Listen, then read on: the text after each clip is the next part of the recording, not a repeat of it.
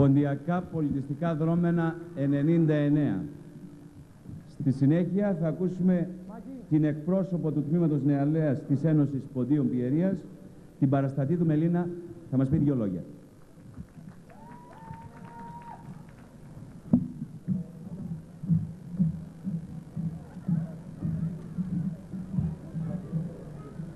Στην εποχή μας, στις περίεργες μέρες που ζούμε, όπου οι κοινωνικοί δεσμοί χαλαρώνουν, όπου ο μοναχικός βίος πάει να γίνει κανόνας καθημερινής συμπεριφοράς και η συμμετοχική διάθεση συνεχώς συρρυκνώνεται, η Ένωση Ποντίων Πιερίας, που με πανθομολογούμενη σημαντική 65χρονη πολιτιστική και κοινωνική δραστηριότητα καταξιώθηκε στη συνείδηση των συμπολιτών μας, αποφάσισε, υπό το βάρος της συναίσθησης ιστορικού χρέους συνέχειας, την ίδρυση Τμήματος Νέων. Η προσπάθεια αποσκοπεί στην ευαισθητοποίηση της νεολαίας και την ενίσχυση της ενσυνείδητης συμμετοχικής και συλλογικής έκφρασης, έτσι ώστε η παράδοση της πολιτιστικής σκητάλης από γενιά σε γενιά να έχει την ελπίδα της βέβαιης συνέχειας και να εξασφαλιστεί στην αιωνιότητα ότι συντελέστηκε και ότι αποτελεί πολιτιστική παρακαταθήκη. Στις 10 Απριλίου του 1997, με απόφαση του Διοικητικού Συμβουλίου της Ένωσης Ποντίων Πιερίας, ιδρύθηκε Τμήμα Νεολαίας με σκοπό την ευαισθητοποίηση των νέων σε όσα συμβαίνουν γύρω τους και τους αφορούν. Οι καιροί που περνούμε είναι δύσκολοι. Μετασχηματισμοί και ανασχηματισμοί κοινωνικοί, εθνικοί συμπλησιασμοί και συνδυασμοί, ενώσεις και συγχύσεις λαών, πολιτισμών, γλωσσών βρίσκονται πάνω στη μεγάλη του ζήμωση.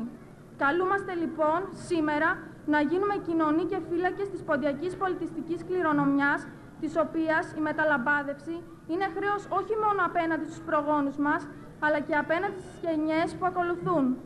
Η διάδοση και η γνώση της ιστορίας, η διατήρηση της πολιτιστικής μας ταυτότητας θα εξασφαλίζει στην αιωνιότητα ό,τι συντελέστηκε και αποτελεί πολιτιστική παρακαταθήκη. Δεν είναι λίγες οι φορές που αποδείξαμε έμπρακτα ότι είμαστε πολίτες ενεργοί, αμφιφορούμαστε από υψηλά ιδανικά, αγωνιζόμαστε για έναν κόσμο καλύτερο και διακατεχόμαστε από το πάθος της τελείωσης.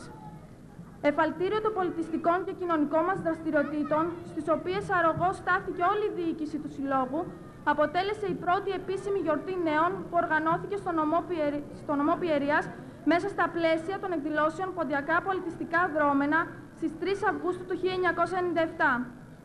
Στις 17 Νοεμβρίου του ίδιου έτους κατατέθηκε το ποσό των 60.000 δραχμών στο τηλεμαραθώνιο του Mega Channel για τα παιδιά που πάσχουν από νοητική στέρηση. Στις 5 Δεκεμβρίου πραγματοποιήθηκε εκδήλωση συμπαράστασης και αγάπης προς τη μέριμνα παιδιού Κατερίνης από το Τμήμα Νεολαίας στην αίθουσα Ευκαρπίδη, στην οποία σημειώθηκε μεγάλη επιτυχία. Το ποσό που συγκεντρώθηκε ανέρχεται στις 883.500. Το Γενάρη του 1999, το Τμήμα Νεολαίας, σε συνεργασία με το Τμήμα Γυναικών της Ένωσης Ποντίων Πιερίας, συγκέντρωσε και μοίρασε τρόφιμα και παιχνίδια σε άπορες οικογένειες της πόλης μας. Δεν σταματάμε όμως εδώ.